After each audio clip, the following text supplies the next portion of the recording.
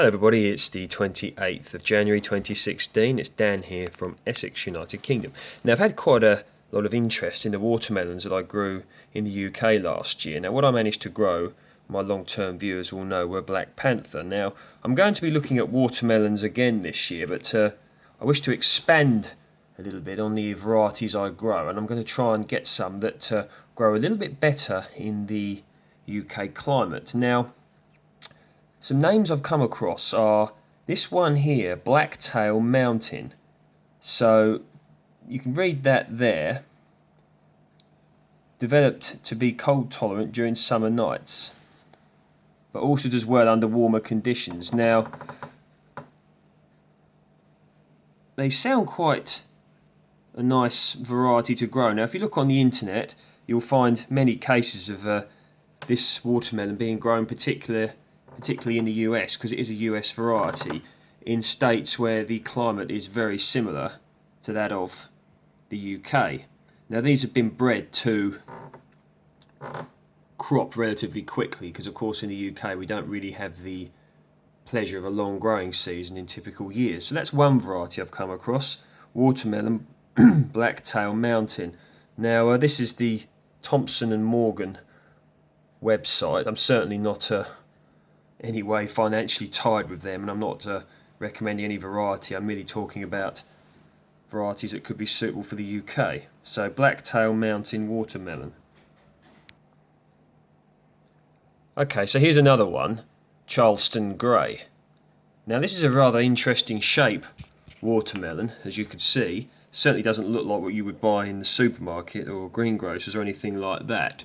Now if I click on this picture here, you can see that's what it looks like when cut open. So sort of elongated really, and these date back to the 50s. Pinky orange crisp flesh. Packet of 8 seeds, £2.35. This is from Victoriana Nursery. Once again, I'm not tied in financially with any of these people. I'm just showing you what is available. So that is watermelon Charleston Gray. So here's another one, watermelon seeds, F1 Sugar Baby. Of course, because this is F1, you won't be able to save the seeds for the following year. That's not generally such a big deal nowadays. Sutton's seeds. Let's just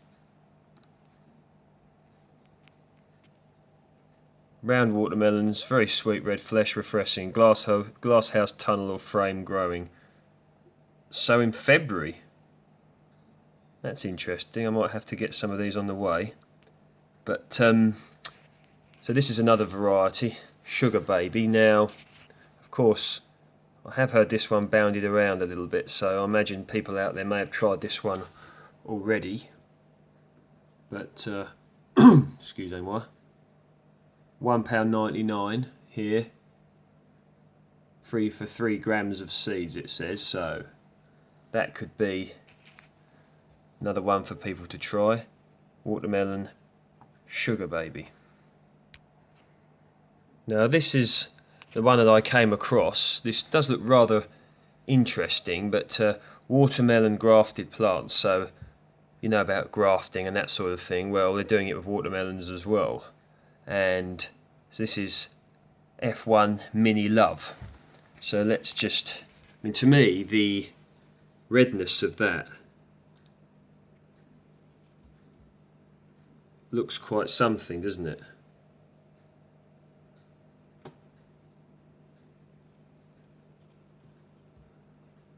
So we've got vigorous growing, early cropping, small garden.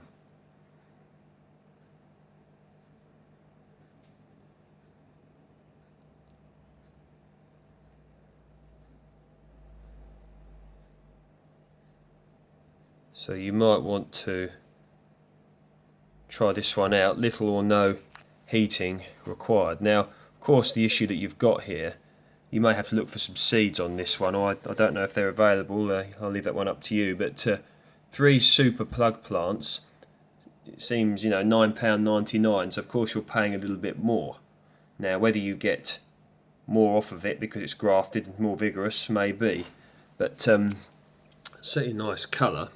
So 3 super plug plants, £9.99, or 1 potted plant for £5. So you obviously got to look into your cost and ratio, etc. But this is from Sutton Seeds.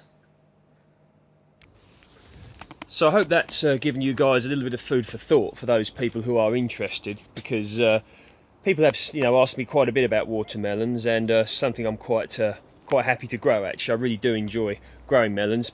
A few reasons: I like them, my family like them, and the fact that of course they're cheaper in season, but you can pay £2 to £3 in the supermarket for a watermelon, maybe a bit cheaper if they're on offer or at the market or something like that.